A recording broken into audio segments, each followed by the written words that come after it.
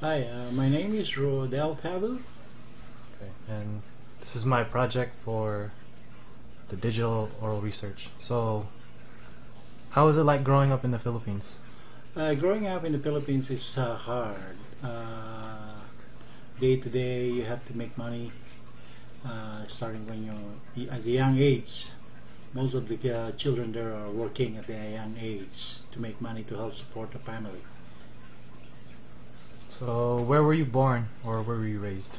I was born in Manila and St. Mary's Hospital, and I raised from Guadalupe, Makati, which is part of Metro Manila.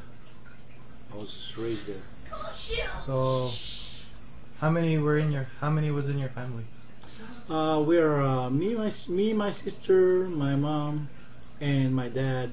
My dad is always out of town, so total of four.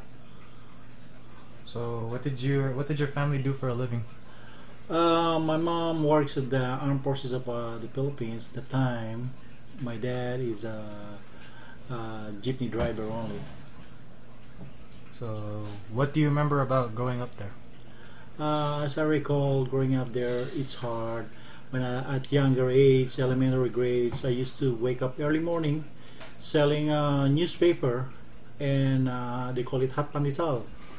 And then from there I go to school at 8 o'clock, 8:30. Once I get out in school, I go back to the market, to the, they call it palenque, and sell a bag, like they call it supot. I call supot, and I also sell some some egg, hard-boiled egg. That was in Guadalupe to support myself in studying. So, what were your plans for the future as you were going to school? Oh, when I was in Philippines, I have a big plan, but I want to be a doctor. Actually, that's my biggest dream in my life. But I know my family cannot support that. I cannot even go to college. I know I have to support myself, and plus my sister is in the college at the time, and my parents has to support her first, and then when she graduates, they plan to help me out to go to college. So that dreams never happened. Can you go into more detail about that? um, because the poverty, our poverty line, we're way down. I have to go start working to find a job, and support myself. I work at the item co-op, the one that making a bag for the rice and sugar, Uh-huh. and I make a few money. And from there, I jump. I work as a kitchen helper on a University Club of Manila, and then when I come back, my mom, which is working in the Armed Forces of the Philippines, she tried to put me on service as a army in the Philippines. But during that time, it's kind of hard to be in the army because they're gonna send you down in Zamboanga, where the Muslim and Christian are on war. So my mom kind of worried, and she pulled me out, and I end up working on one of the high ranking military as a bodyguard, and I got trained on protection, escorting, VIP escorting, and from there I got lucky.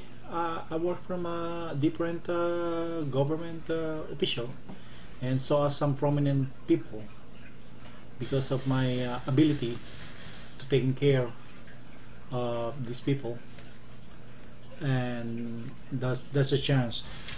I grew up a little bit, so I was assigned at the Manila International Airport as a airport representative under Department of Tourism.